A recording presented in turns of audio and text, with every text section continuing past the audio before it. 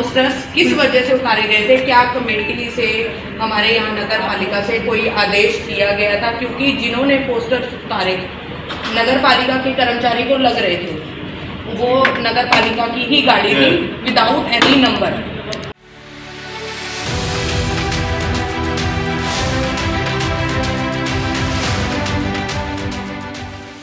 उनके शहर में से पोस्टर उतारे जाने बारे आज शिकायत की गई है कि उनके नगर परिषद की गाड़ी में उनके पोस्टर उतारे गए हैं।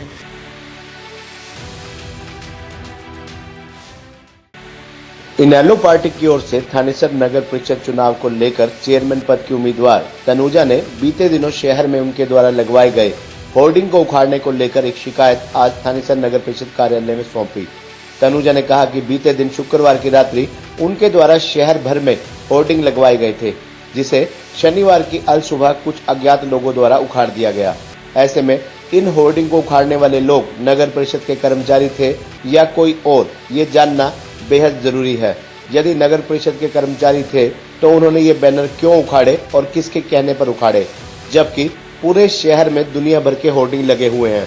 उन्हें तो उखाड़ा नहीं गया, फिर भला उनके होर्डिंग ही क्यों उखाड़े गए?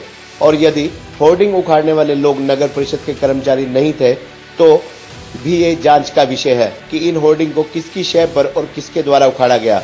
इसी विषय को लेकर आज वे नगर परिषद कार्यालय में कार्यकारी अधिकारी को शिकायत देने पहुंची थी, परंतु नगर परिषद कार्यालय में कार्यकारी अधिकारी के न होने की स्थिति में उन्होंने एओ को शिकायत सौंपी।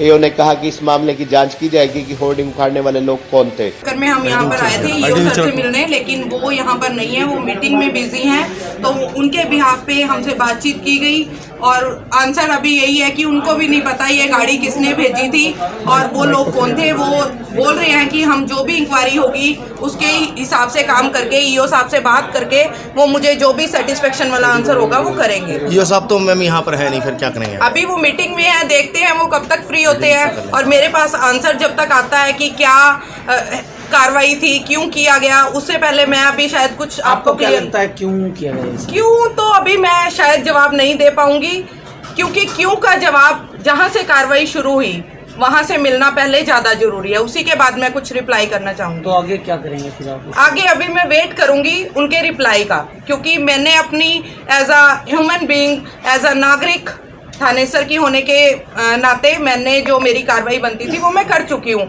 लेकिन अभी मुझे कोई आंसर आगे से नहीं है। जब मुझे आंसर आएगा तो मैं आप लोगों का रिप्लाई भी करूँगी। क्या लगता है जानबूझकर उतारे गए? बिल्कुल, अभी कुछ नहीं कह सकते इस बारे में। अभी मैं बेबुनियाद कोई भी बात नहीं करना चाहूंगी।